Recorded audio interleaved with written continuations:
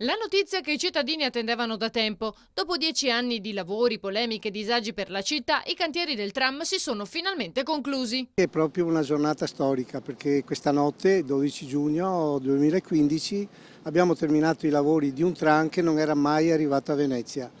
È una soddisfazione dopo tanti anni di impegno, di critiche, di problemi e di discussioni, però oggi possiamo dire la parola fine, almeno per quanto riguarda i lavori. Perché se i lavori sono terminati non significa che il tram sarà presto in funzione.